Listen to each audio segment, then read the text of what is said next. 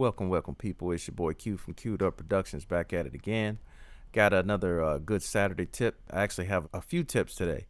One is going to be on transitioning your music from one section to the other. Also adding live elements and also some instrumental production techniques that you might want to try out. So real quick, we're going to hop right into Reason and get right to it. First off, when you first start making your tracks, we've talked about it in prior discussions about how you can actually build and arrange your tracks.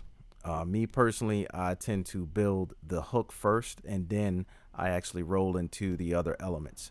Some of those elements, one can be, a lot of people call them the A, the B, and the C, and sometimes there's a D section as well. It's basically just naming the different sections of bars.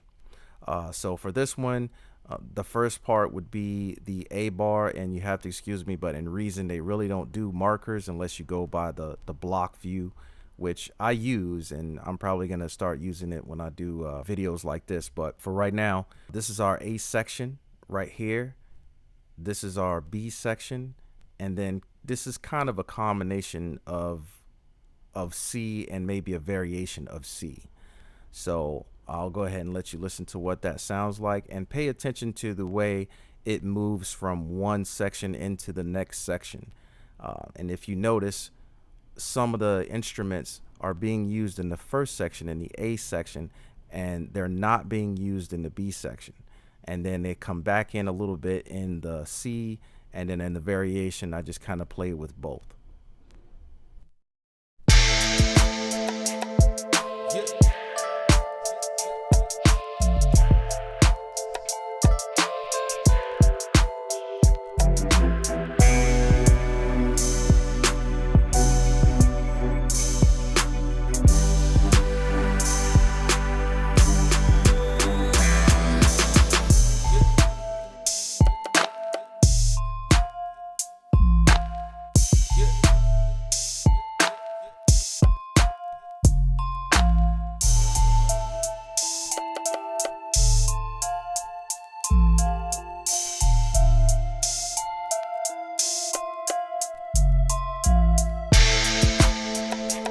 Okay, so that's what we're working with. So the way I want to break this track down just a little bit and kind of tell you some of the elements I did. I recorded myself basically making a loop, and that's something I do encourage you to do. Loops are a great way to start out your tracks sometimes. You know, if you kind of like in a little bit of a beat block, you don't know where to start, you can make your own loops, you can purchase loops, however you want to do it, but there's different ways that you can grab loops and tweak them and cut them and do different things. This one in particular, it actually was only a few bars, and I actually stretched it. I used a plug-in by Cable Guys, and I think it's called Halftime. Yeah, I think it's called Halftime. And so I slowed it down and stretched it out to make it move a little bit slower. So basically I went from this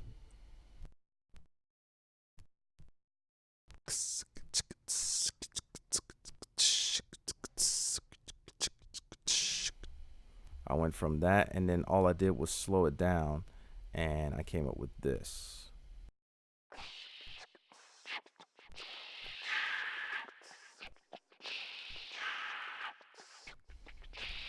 And I did want it to be that low and sit under the mix. I didn't want that to take over too much space.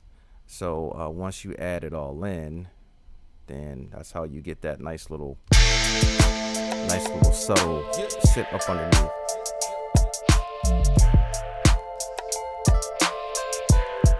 And then of course I came over here and just recorded a quick vocal or something in there, and added some effects to it so it could stretch and play around and things like that. So nothing too major there. I just added a little bit of crackle noise, some vinyl just to kind of sit up under it, give it that old type of feel. So if you hear that crackling in the background, that's definitely not. I also have the Isotope plugin, which is a free plugin that it's a pretty good buy considering that it's free. And also The only one problem I have with it is that the controls are a little bit quirky. It is a free plugin and they're kind of quirky, so sometimes it's kind of hard to control some of the transits and things that it gives off. But again, it's free, so you can't really complain. All right, so coming down here, this is so that was my first tip with the transitions, just making sure that you understand how to transition your music a little bit and have it go in a different direction. Give it something new. You don't want to keep the same type of beat, the same type of flow the entire time. You want to break it up and try some different things. Okay, so the next thing is adding the live elements. Here, basically, I went um, into Contact and I used Martin Drummer, and I'll let you hear the drums themselves without that.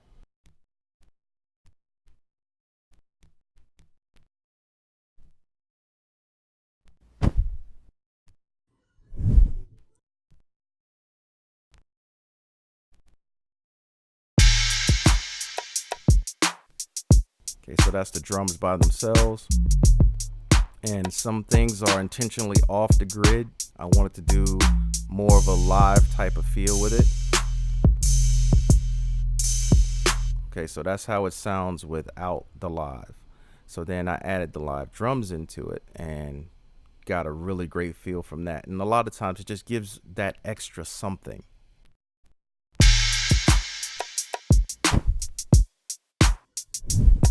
And you can barely hear it.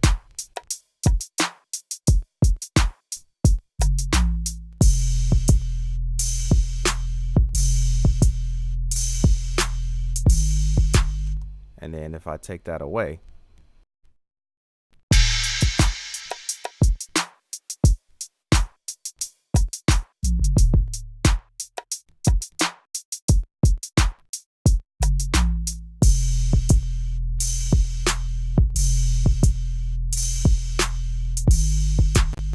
it just adds a little bit.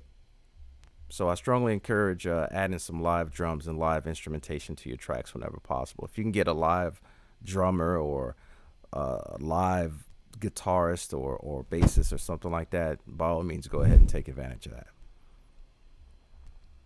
Okay, so the next thing that I added after that was just some different variations with the instruments themselves. So I'm not going to go and break down through every single instrument that I used, but if you just kind of look here, you'll see I used some keys, and I didn't use it in the first 4 bars. I used it in the second, and then I used it in the next set of 8 bars.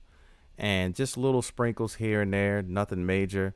Added a little riser here that actually came from a cinematic type of build up library that I have. So I just decided to use that, and that's kind of how it came out.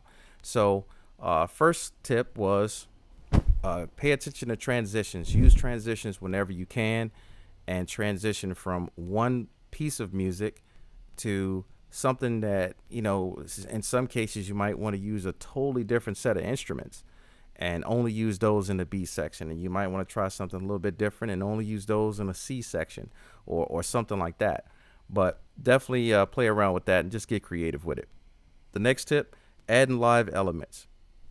Take advantage of that. Take full advantage of that. There's so many plugins out there. You got Superior Drummer, I think it is. Tune Tracks and some other ones. I don't know which ones are better than the other ones, so please don't beat me up for that. But just try to use something that you can throw some live drums, some live sounding elements inside of your track. And then the last one is instrumentals. When you're doing your instrumentation and trying to do your arranging type of things, know that you don't always have to keep one instrument doing one thing. You can switch and pass that duty off to the next thing.